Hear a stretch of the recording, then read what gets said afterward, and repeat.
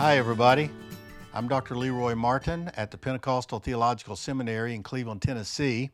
This is Dr. Rebecca Basdeo Hill, and we're here for episode 8 of our Bible study podcast on the book of Judges. Where are we starting today on this episode, Dr. Hill? So we're starting with Judges chapter 3, verses 12 through 30. So, you want me to go ahead and read? Go ahead and read about Ehud, the left-handed judge. So it says, "And the children of Israel again did evil in the sight of the Lord. So the Lord strengthened Eglon, king of Moab, against Israel, because they had done evil in the sight of the Lord. Then he gathered to himself the people of Ammon and Amalek, went and defeated Israel, and took possession of the city of palms. So the children of Israel served Eglon, king of Moab, 18 years. But when the children of Israel cried out to the Lord raised up a deliverer for them, Ehud the son of Gera, the Benjamite, a left-handed man. By him the children of Israel sent tribute to Eglon, king of Moab. Now Ehud made himself a dagger. It was a double-edged and a cubit in length, and fastened it onto his clothes in his right thigh.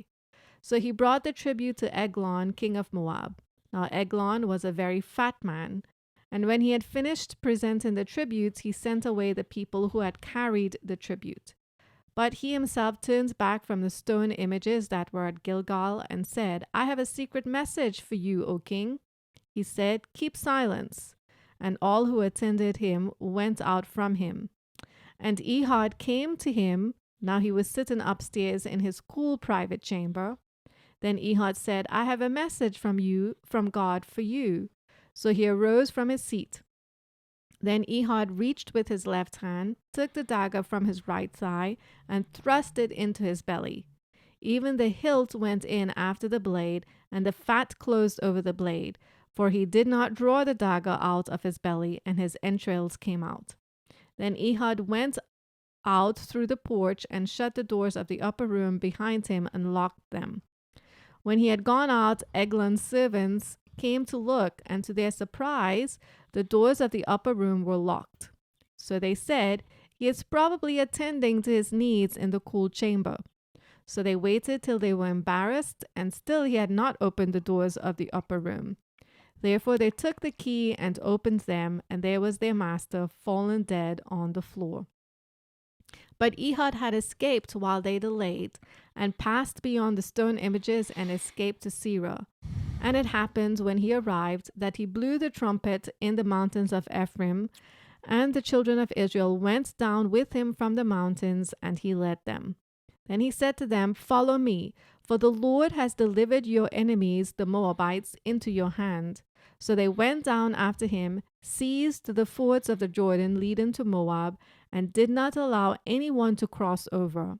And at that time they killed about 10,000 men of Moab, all stout men of valor. Not a man escaped. So Moab was subdued that day under the hand of Israel, and the land had rest for 80 years. This story, of course, is longer than the other one. In fact, they begin to get longer. Othniel is the shortest, then Ehud is longer.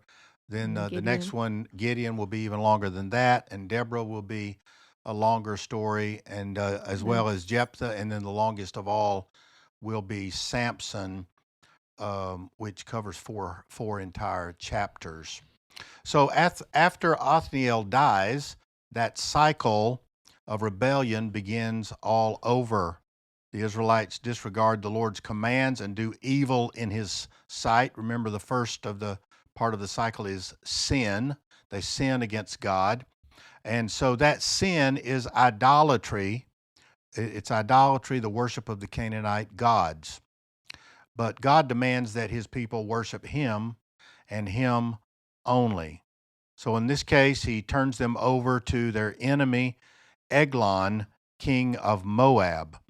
If you recall, the Moabites were descended from Lot in Genesis chapter 19, and they had been a long-time enemy of Israel.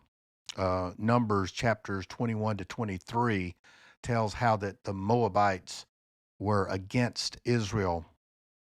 The Moabite territory bordered Jordan on the eastern side of the Dead Sea, what we now call the country of Jordan.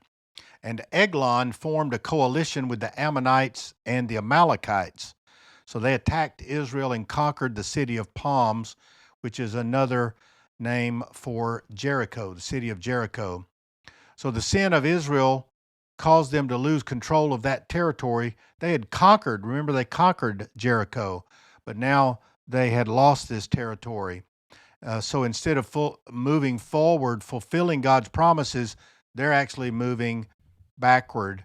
And Eglon's oppression lasted 18 years, which is 10 years longer than Yep. the previous. The previous was 8. Now it's 18. They could not break free, so they sinned. Then they were in servitude for 18 years. And then, so sin leads to servitude. The next thing, verse 15, says, they cried unto the Lord. Do you want to jump in there and say a few words? Well, from your previous episode, you said that the cry out can be compared to supplication. So Right. they cried out to the Lord. And because God is compassionate, as we read in chapter 2, that God was moved with pity and with compassion. So here again, they cry out to the Lord is moved with pity and compassion. And so he raises up a deliverer who is called Ehud. And he is going to lead Israel out of bondage. So the first of the judges had possessed all of the qualities that we might expect in a leader. But Ehud is different. The reason why Ehud is different is because he is not a military leader at the time he is Right. called. In fact, he is a farmer and he has no military experience. He has no weapons. Furthermore, he's left-handed. The original Hebrew text literally says that he's impaired in his right hand, which implies a disability, or at least it makes him abnormal, right? He has some sort of disability. So, as a little boy, you can imagine Ehud being considered an oddball. His parents might have been disappointed in him, and other children might have made fun of him. Even in modern times, left-handed people have been mistreated and forced to use their right hands. Ehud's abnormality, along with his inexperience in warfare, makes him an unlikely candidate to lead Israel against Moab. But when Ehud saw his family and his community suffering at the hands of an evil tyrant, he decided to do something about it. He may not have had training, he may not have had weapons, but he had ingenuity. And so he comes up with a cunning plan. He makes a dagger for himself about 18 inches long. He made arrangements to deliver Eglon, the tribute money that was due from Israel. And he also hid the dagger under his robe on his right thigh. Now, that hiding of the dagger on his robe on his right thigh is significant because remember, he is left-handed, right? When Ehud was admitted into King Eglon's presence, he stated that he had a message from God for the king. And so Ehud does not want anyone else to overhear this message, so he sends everyone out. And so it's just Eglon and Ehud in this chamber. As he approached King Eglon, Ehud reached for his dagger with his left hand. Now again, this comes as a surprise because Ehud is left-handed and King Eglon would not expect him to attack him with his left hand, right? So the king doesn't suspect the attack because Ehud's right hand was empty and the right hand stabbed, and the right hand would be the normal means of grasping a weapon. So because this was a surprise attack, King Eglon was not suspecting him to stab him with the right hand. With the left hand, it gave Ehud the upper hand. It gave him the advantage, and so he kills the enemy. He also escapes unseen and returns to his people and blew the trumpet of war. Ehud's victory over King Eglon proved to Israel that God was at work to deliver them, but it was only the beginning of the deliverance. Ehud called on the people to follow him into battle against Moab's army, and Israel defeated all of Moab's best soldiers who were big and strong men, right? The text says that they were stout men of valor. So they were strong, mighty men of war. So Ehud's victory brought 8 years of peace to the land of Israel and brought the end of their oppression. Ehud risked his own life when he dared to attack King Eglon. He was willing to surrender himself to God, even when striving against overwhelming opposition. So Ehud responded in obedience to God's call, and with God's promise as his only assurance, he placed himself at risk in the battle to deliver Israel. Therefore, Ehud's story compels us to participate enthusiastically and sacrificially in God's work of salvation. Well, do you see any similarities between Ehud and the Messiah? Right. The work of these judges, the Spirit of the Lord came upon them, reminds me of Luke chapter 4, where Jesus went into the synagogue and got the scroll of Isaiah chapter 61, and he read from the scroll of Isaiah, "The Spirit of the Lord is upon me, because he has anointed me to preach the gospel to the poor. He has sent me to heal the brokenhearted, to proclaim liberty to the captives, and recovery of sight to the blind, to set at liberty those who are oppressed." This is the work of Jesus, and it's the work of the church. The work of the church is to preach the gospel, heal the brokenhearted, proclaim liberty, heal the blind, set free those who are oppressed. Today, there are hurting, suffering, wounded, and people in bondage all around us. I don't want to be too critical here. I don't want to step on too many toes, but I must say that I think the church, in some ways, is fighting the wrong battles. I think we've started to fight too much against people and not against the principalities and powers. That is, we're seeing individuals as our enemy, but they're not really the enemy. You know, we wrestle, Paul said we wrestle not against flesh and blood, Right. but against principalities and powers. So the people that we are calling enemies, those are the people God sent us to save. You know, I heard a preacher one time on the TV, all he talked about was the drug addicts and the murderers, blah, blah, blah. And I'm thinking, wait a minute, though Jesus died for those people. It's the church's job to win the drug addicts, deliver them from their bondage. It's not our job to just get up and talk about how bad they are. You know, certainly sin is wrong, but we're fighting against the wrong things. We're fighting, well, sometimes church politics. We're fighting people in our own church sometimes. We're fighting over the budget for our church. We're fighting over recognition. We want to get the credit for anything that's done. We're fighting over the church programs, you know, fighting over whether the church ought to do this or do that, what color the carpet is. We're fighting amongst the denominations, one church against another. This is not of God. We're supposed to be one body of Christ. Jesus died that we might be one in unity, even as Jesus and the Father are one. I've been in churches where they're fighting over the music. They can't worship God because they're too busy fighting over what kind of music they want to have. So we are spending so much energy by internal strife that we're not fighting for the lost and those in bondage. So we need to be fighting in prayer for those who are in need. So that's one thing that this reminds me of. Why don't we just go back to the beginning? We may have left out a few things that we want to comment on. Just read each verse and see. The people of Israel did evil, and the Lord strengthened Eglon.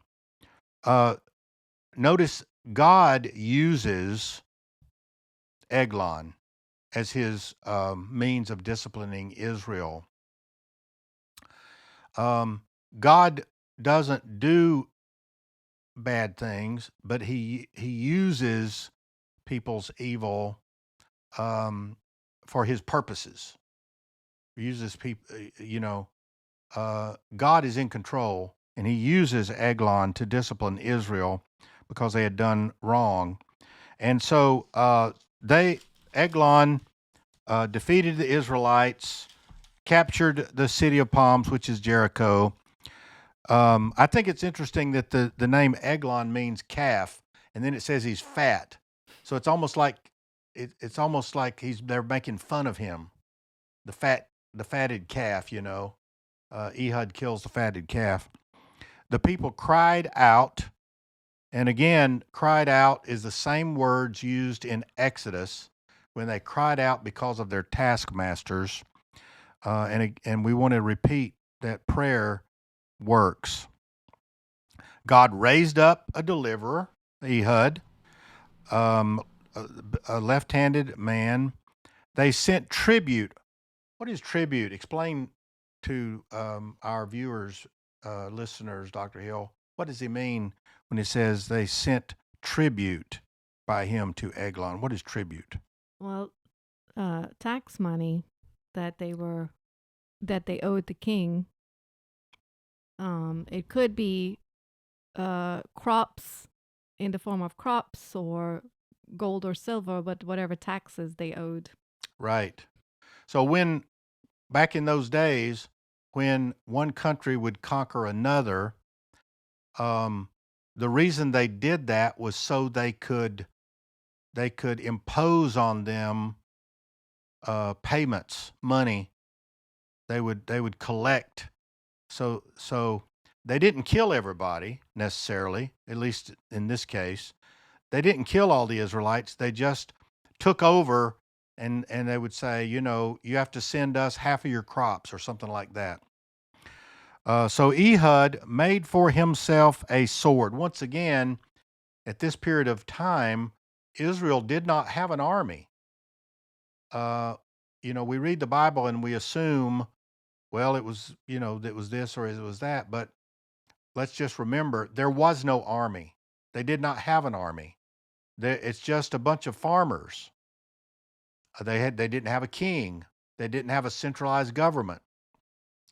It's a tribal government, and they would just gather people together whenever there was trouble. They would gather an army. That's why later it says he blew the trumpet. Blowing the trumpet is to gather everybody together. And Becky, you explained about putting the dagger on his right thigh, and how he was alone and so on. I have a message.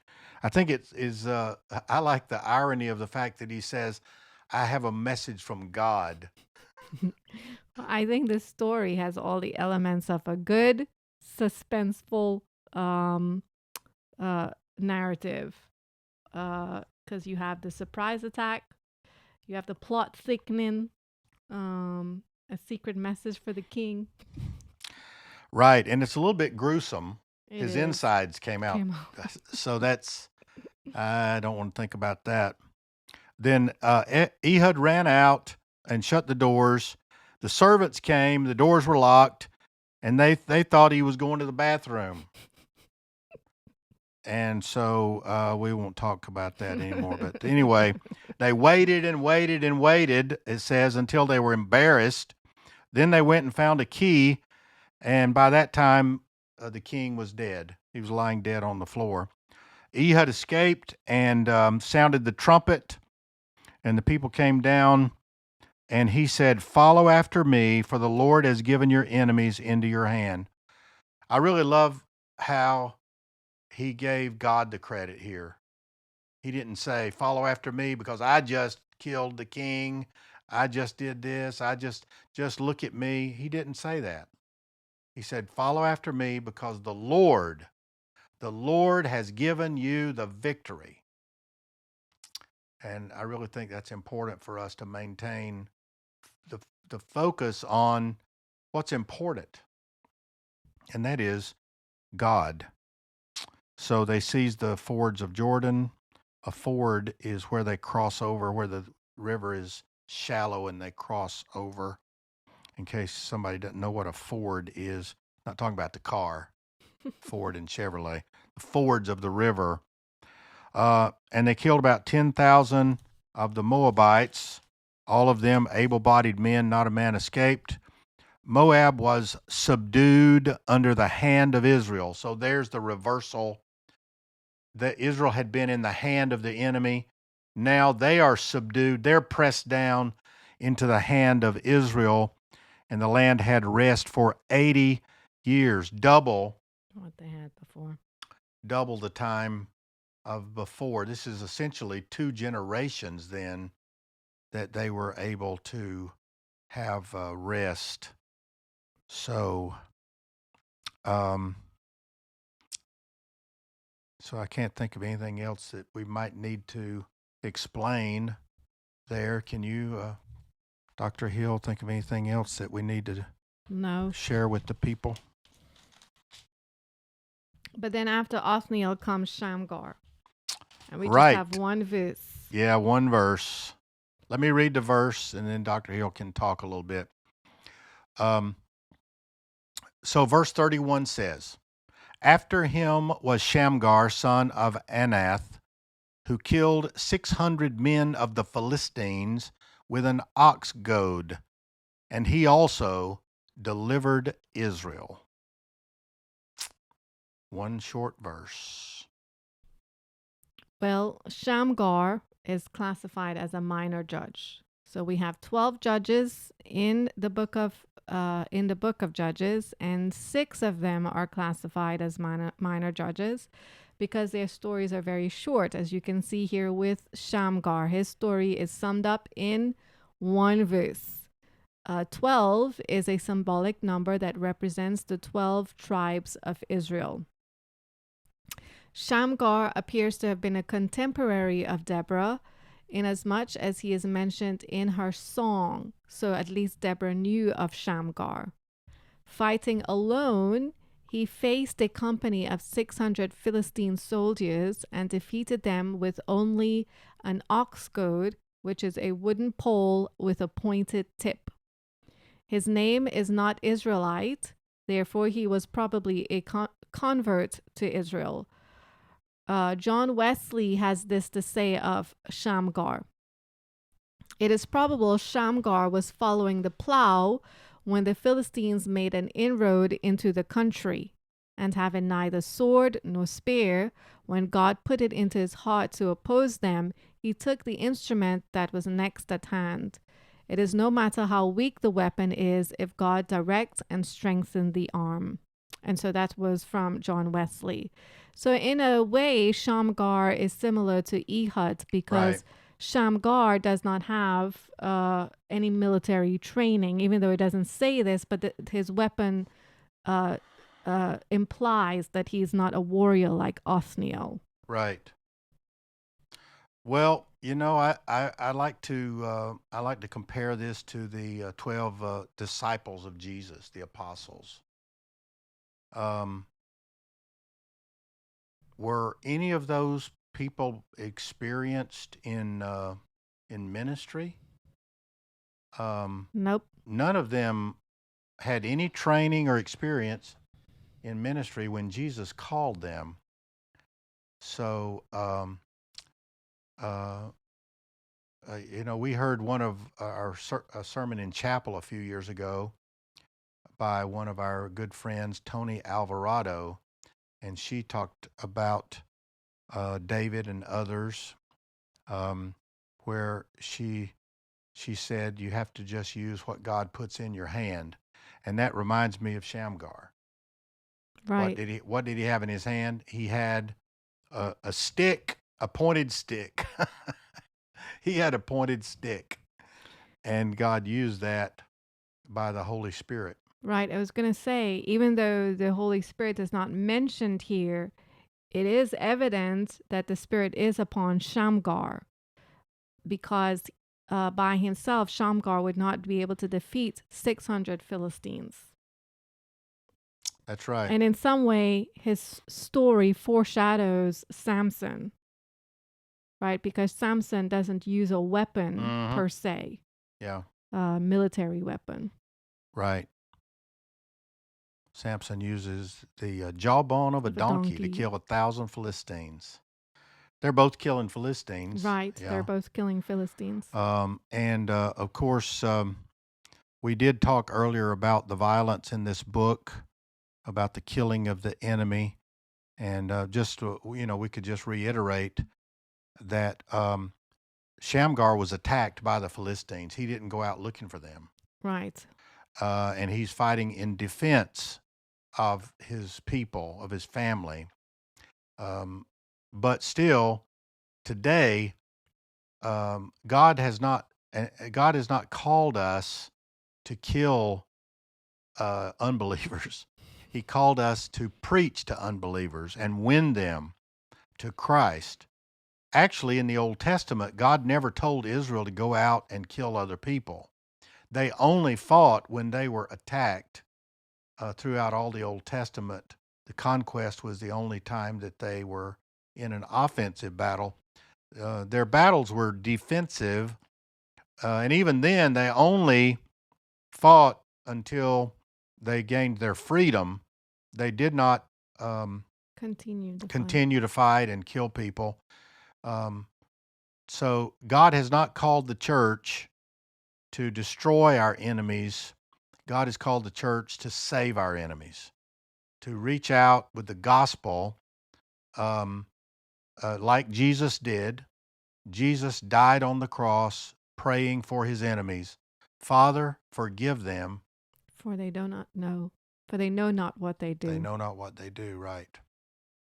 Just wanted to reemphasize that point, that our battle is not a physical battle. It's a spiritual battle. So thank you all for watching today and listening. And may the Lord bless you, and we hope you have a wonderful day.